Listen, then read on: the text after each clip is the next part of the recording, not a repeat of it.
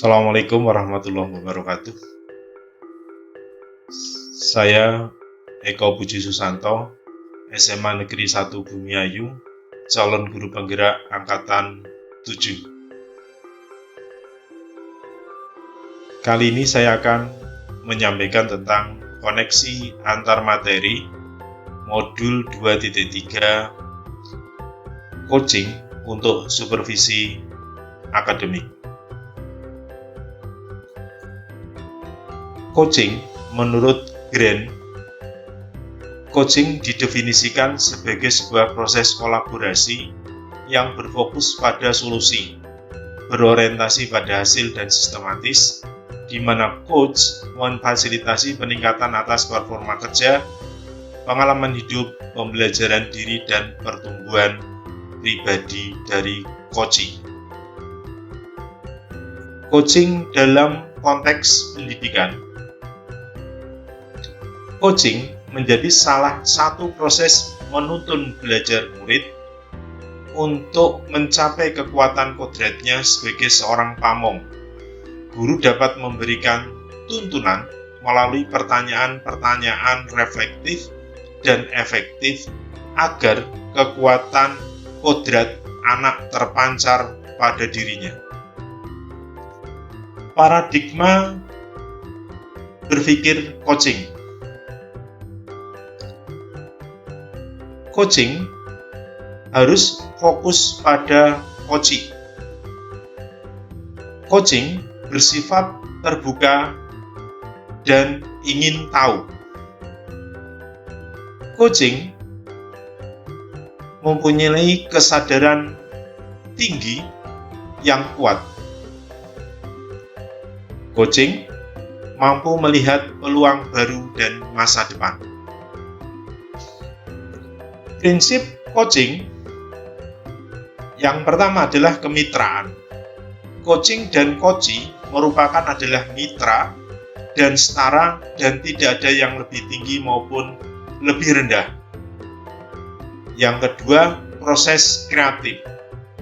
Proses kreatif ini dilakukan melalui percakapan dua arah, memicu proses berpikir coachee dan memetakan dan menggali situasi coachee untuk menghasilkan ide-ide baru. 3. Memaksimalkan potensi. Untuk memaksimalkan potensi dan memberdayakan rekan sejawat, percakapan perlu diakhiri dengan suatu rencana tindak lanjut yang diputuskan oleh rekan yang dikembangkan. Kompetensi inti coaching yaitu yang pertama adalah kehadiran penuh. Coach yang kedua adalah mendengarkan aktif. Yang ketiga adalah coach harus mempunyai pertanyaan-pertanyaan yang berbobot. Dan coach harus mendengarkan dengan rasa. Rasa yang dimaksud di dalam ini adalah R yang pertama adalah receive, berarti menerima apa yang disampaikan oleh coachee. Coach harus mengapresiasi semua yang disampaikan oleh coachee. S, summarize, berarti coach harus menyimpulkan apa yang disampaikan oleh coachee. A, ask, bertanya, berarti coach harus berusaha bertanya di manakah posisi coachee sehingga coachee bisa menyelesaikan masalahnya sendiri. Ini yang dimaksud diharapkan supervisi pendidikan sekarang, sehingga supervisi pendidikan bukan merupakan justifikasi dari coachee, tetapi adalah pemecahan masalah coachee dibantu oleh coach tetapi diselesaikan sendiri oleh coachee.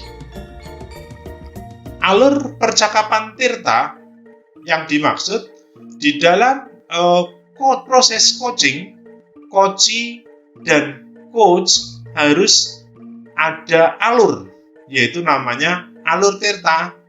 Yang pertama adalah tujuan. Coach harus menanyakan tujuan dari coachee. Yang ketiga, coach harus mengidentifikasi cerita yang disampaikan oleh coachee. Yang ketiga, rencana aksi. Coach harus menyampaikan rencana aksi yang akan ditempuh oleh coachee. Dan yang terakhir, tanggung jawab. Berarti coach memberikan tanggung jawab sebagai mana yang disampaikan di dalam rencana aksi oleh coachee. Siklus dalam supervisi klinis. Di dalam supervisi klinis termasuk supervisi akademis harus ada pra-observasi, yaitu adalah seorang observer harus menanyakan di mana sebuah coach apa yang akan dilakukan, kemudian kompetensi mana yang akan disampaikan, terus kompetensi manakah yang akan dititik beratkan. Observer harus mengamati proses observasi selama coaching sama coachee di dalam proses coaching. Yang terakhir, seorang observer harus menyampaikan kesimpulan dan menyatakan kembali coaching berproses dengan baik dan ditunjukkan oleh tujuan yang tercapai di dalam coachee. Coachee merasa nyaman dengan proses yang disampaikan oleh coach. Dan observer harus menanyakan sebagaimana tanggung jawab dari rencana aksi yang akan dilakukan oleh coachee. Pemikiran reflektif, yaitu yang pertama adalah emosi-emosi yang dirasakan. Mana yang sudah baik? Mana yang perlu diperbaiki? Dan yang terakhir adalah keterkaitan terhadap kompetensi dan kematangan pribadi. Ini membentuk sebuah pengalaman belajar, baik oleh coach maupun oleh coachee. Reflektif tentang pengalaman belajar, yaitu adalah emosi yang dirasakan, pemahaman lebih baik dalam coaching, dan tantangan menerapkan coaching untuk siswa dan teman sejawat. Yang sudah baik, yaitu pemahaman dan pencerahan materi coaching untuk supervisi akademik. Yang perlu diperbaiki, kompetensi coaching pada kompetensi mengajukan pertanyaan berbobot kepada coachee. Kompetensi dan kematangan diri, optimalisasi kekuatan diri sebagai seorang coach dalam lingkungan. Analisis keterkaitan materi modul titik 2.3. Pertanyaan kritis yang pertama, seberapa penting coaching dalam supervisi akademik? Yang kedua, wawasan baru coaching, proses membangun kemitraan dan menghilangkan kesenjangan.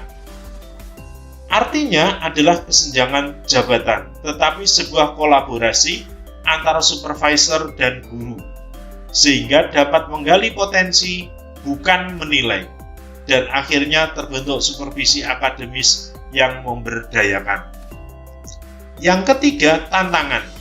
Supervisi akademis selama ini dipandang sebagai suatu proses penilaian satu arah oleh atasan kepada bawahan. Tantangannya adalah berupa mindset tersebut bahwa supervisi akademik pada dasarnya adalah proses kolaborasi yang memberdayakan keduanya. Yang terakhir adalah alternatif solusi terhadap tantangan. Menerapkan proses coaching yang baik dalam supervisi akademis, seorang coach lebih berperan menjadi pendengar aktif dan memberikan pertanyaan yang dapat menggali potensi kekuatan seorang coachee. Pada akhirnya didapat kesepakatan komitmen tanggung jawab dari coach untuk menyelesaikan segala masalah dan tantangan, sehingga terjadi proses kolaborasi yang memberdayakan keduanya. Koneksi antar materi.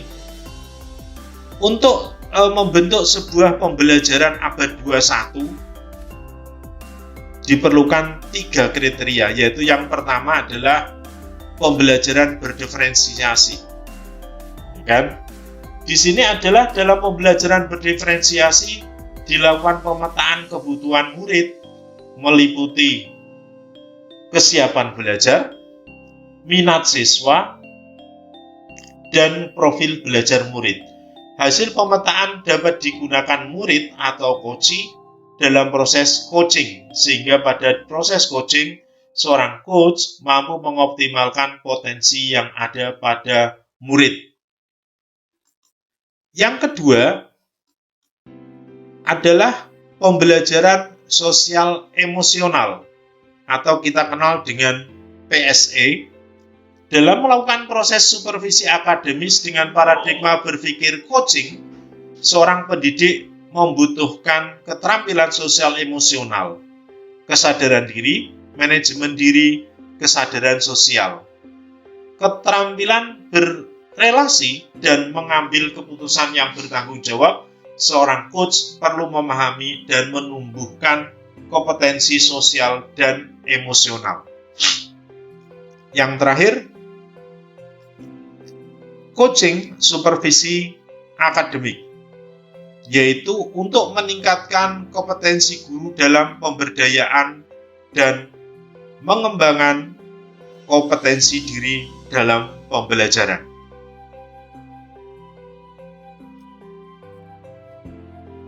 Bagaimana peran kita sebagai seorang coaching di sekolah dan keterkaitannya dengan materi sebelum di paket 2? Yaitu pembelajaran berdiferensiasi dan pembelajaran sosial dan emosional.